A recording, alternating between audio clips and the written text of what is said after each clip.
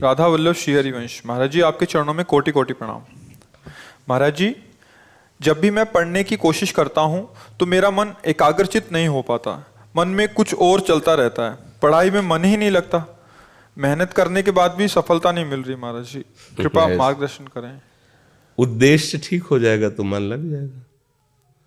उद्देश्य हमारा गलत है, अभी पढ़ाई उद्देश्य नहीं है। अगर ठीक से उद्देश्य बन जाए पढ़ाई का तो कैसी बात करते हो। उद्देश्य में बहुत बड़ी ताकत होती है। हर कष्ट सहते हुए अपने उद्देश्य की पूर्ति में कदम नहीं लड़खड़ाते, जिसका उद्देश्य बन जाता है। उद्देश्य बन जाए तो ब्रह्मचारी हो, उद्देश्य ठीक हो, एक बार पढ़ लोगे, 1000 वर्ष अगर जीवित रह कभी भी पूछ लो बात आ जाएगी उसके दिमाग में। अब नाना प्रकार की क्रियाओं से ब्रह्मचर्य का नाश करे, अपने उद्देश्य का नाश करे, तो फिर यही बातें होती जो आप कह रहे हो।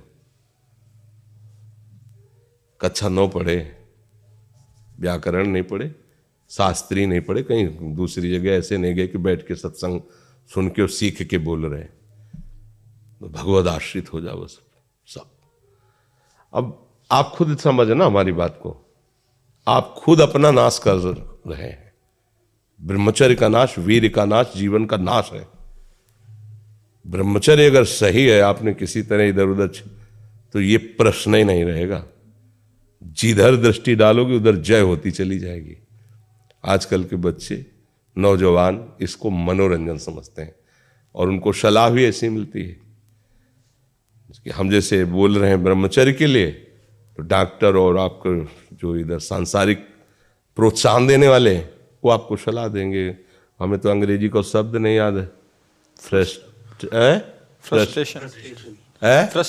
हाँ, यही जो स्टेशन कह रहे हैं गाड़ी स्टेशन से अलग कर दो तो बोले तुम बहुत शांत हो जाओगे और फिर अपने काम में। देखो कैसा उपदेश दिया जा रहा है कि वो, तो ये जो कमियां है ना, ये कोई भूत नहीं है जैसे लोग कहते हैं ना, पता नहीं कौन, ऐसा कुछ नहीं, गंदी आदतें हैं, इन पर संयम लाओ। आप समझ रहे, स्वीकार करते हो हमारी बात कि इसमें आपको संशय है? हाँ, तो आप देखो, हम आज ही सत्संग में बोल रहे थे, हमारे रक्त का स्वभाव है ऐसे, जैसे कट जाए ना तो उसका स्वभाव थोड़ी देर में गाढ़ा होने की कोशिश करेगा। यदि कहीं फ्लो वाली नस कट गई तब तो आपको वहाँ डॉक्टरी की जरूरत है। अगर ऐसे कहीं त्वचा में ऐसे, तो उसका स्वभाव गाढ़ा हो जाना, वो थोड़ी ही देर में वो अपने आप को बांध लेगा, क्योंकि रक्त का एक स्वभाव होता है। अगर वो बाहर किसी तरह भी आया तो ठंडा होकर गाढ़ा हो जाएगा, वो रोक लेगा। इसकी आखिरी परिणति है वीर्य, वो स्वयं से नहीं निकलता, वो इससे भी गाढ़ी वस्तु है, वो घर्षण से निकलता है। अगर आप उसको गर्म न करें चिंतन के द्वारा, क्रिया के द्वारा, तो नहीं निकलेगा। और जब हम उसको, तो फिर वो जीवन को नष्ट, प्राय इस पर बच्चे ध्यान ही नहीं देते कि ये कोई मार्ग भी है। और परिणाम क्या होता है कि फिर वो संसार में, जिसे डिप्रेशन कहते हैं, मानसिक रोग से ग्रसित हो जाते हैं, क्योंकि इसका परिणाम यही है। या तो आपको प्रमाद और आलस्य युक्त होकर समाज से अलग पड़ा रहना पड़ेगा, और या फिर आखिरी कि आत्महत्या कर लें, ऐसी सलाह आपका मन देगा, ऐसी स्थिति में पहुंचा देगा। इसलिए हमें लगता है जब तक ब्याह न हो तब तक ब्रह्मचर्य से रहो, ब्याह भी हो जाए तो संयम से रहे। ये जीवनी शक्ति है, ये किसी के साथ खिलवाड़ नहीं करना चाहिए। पढ़ाई लिखाई वो कैसे तुम्हें बताए, अभी आप छेड़ना मत। जैसे लोग कहते ना, मैं बहुत परेशान हूं, कुछ करता नहीं हूं, ऐसा हो जाता है वैसा हो जाता है, तो आपको हम बता रहे रक्त का स्वभाव है जैसे, तो इसकी आखिरी परिणति है वो वीर। उसका स्वभाव नहीं है बहना, उसका स्वभाव ऐसा है, उसको जब तक ताप नहीं लगेगा तब तक वो बाहर नहीं हो सकता। आपने गलत अभ्यास किया, माना 2-4 महीने 5 महीने वो अपने अभ्यासवश पतित होगा, लेकिन आप छोड़िए, उसका चिंतन छोड़िए, उसकी क्रिया छोड़िए, अपने आप वैसे हो जाएगा। जैसे रक्त है, आप 1 महीने में देना शुरू करो, जो देने का नियत कितना, 100-200 ग्राम 500 ग्राम जो भी दिए, 300 जो भी आप दीजिए, हर महीने तैयार हो जाएगा। और आप ना दीजिए तो आपके शरीर को अभ्यास हो जाएगा, आप दीजिए तो शरीर को अभ्यास हो जाएगा। वो शरीर, अगर आप रोज 300 तो फिर क्या होगा? आप मर जाओगे। समझ रहे हो ना? ऐसे शरीर की क्षमता, जैसे डॉक्टर जन के देखते हैं तुम्हारी क्षमता नहीं खून देने की, चलिए, क्योंकि अगर निकाल लोगे क्षमता नहीं तो उसकी हानि हो जाएगी। हाँ तुम्हारी क्षमता है, तुम्हारे अंग ठीक है, तुम स्वस्थ हो, महीने में ऐसा या जो समय अवधि सोचो, रक्त की आखिरी परिणति वो है वीर्य, और आप क्या कर रहे हैं? रोज कई कई बार। आपका परिणाम क्या होगा? अगर रोज वो खून निकाला जाए तो आदमी की हालत क्या हो जाएगी?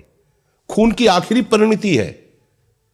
अन्न रस जो हमने पाया उसकी परिणति धीरे धीरे परिवर्तित होते हुए मांस, मज्जा, रक्त, इनके वो आखिरी सप्तम धातु है वीर्य, और उसके साथ ऐसा खिलवाड़, कैसा जीवन होगा आपका?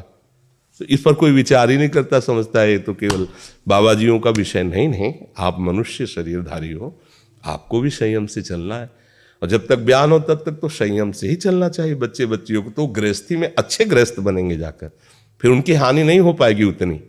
अब पहले से ही तो फिर अब वो पढ़ाई में मन कैसे लगे जब आपके पास पढ़ाई वाली सामग्री ही नहीं रह गई है? पहले क्या होता था, जैसे गुरुकुलों में स्मृति आपकी कमजोर हो रही है तो मेधा शक्ति बलवान करने के लिए ब्राह्मी उसको पिलाई जाती थी। ब्राह्मी है ये चीजें, क्यों? क्योंकि उनमें इतनी शीतलता, उनमें पौष्टिकता है कि वो वीर का वर्धन करके वीर को रोकेंगी। खास बात उसमें होती थी। अब हम इस बात को ना समझ करके फ्रेंड बनाते हैं और वो विनाश का खेल खेलते हैं जो हमारी सारी सांसारिक और पारमार्थिक दोनों उन्नति का नाश कर देता है। अब उस प्रश्न का क्या होता है? और उसके लिए क्या सलाह? आप सही ढंग से रहो, अच्छा खाओ पियो, थोड़ा व्यायाम करो, सबके प्रति पवित्र भाव, अभी आप आनंद में आने लगोगे। और जैसी आदतें आजकल हो रही, आनंद वाली तो है नहीं, ये तो पतन वाली ही है। 4 दोस्त मिलते हैं, मदिरा पान करते हैं, गांजा और तो और क्या ड्रग्स फ्रग्स। आप बताओ क्या होगा? आप इतना विष डाल रहे हो अपने अंदर, इसलिए विषैली चीजें डाल रहे हो, ऐसी गंदी आदतें डाल, आपका जीवन क्या होगा? कैसा खिलवाड़ किया जा रहा है मनुष्य शरीर से, जबकि ये देव दुर्लभ देही है भगवत प्राप्ति, इसके साथ कैसा? तो बच्चों को ना तो सत्संग मिल रहा है, ना शास्त्र स्वाध्याय मिल रहा है, ऐसा ही संग मिल रहा है जो पतन का कारण क्या हो रहा है। अच्छा, बहुत पढ़े लिखे हो और शराब पी के नाली के कीड़े की तरह पड़े हो, माता पिता का अपमान कर रहे हो, मन मानी बेविचार कर रहे हो, पढ़ाई लिखाई क्या हुआ? पढ़ा लिखा से भाई विद्या तो वही जो विनय, पवित्रता, शालीनता, सभ्यता, नम्रता, ये तो सद्गुण विद्या में आज की रह नहीं रहे। पढ़े लिखे माता पिता को ऐसे डांट देते जैसे कोई नौकर से बात करता है, हम स्वतंत्र हैं। अरे विषयों के गुलाम तू कब स्वतंत्र हो गया? स्वतंत्र तो परमहंस जन होते हैं जिन्होंने इंद्रियों को अब जीत लिया और भगवद आनंद में मस्त हो, वो स्वतंत्र हैं। इंद्रियों के गुलाम तुम स्वतंत्र हो? जो विषय जब चाहता है तुम्हें गिरा, तुम स्वतंत्र हो?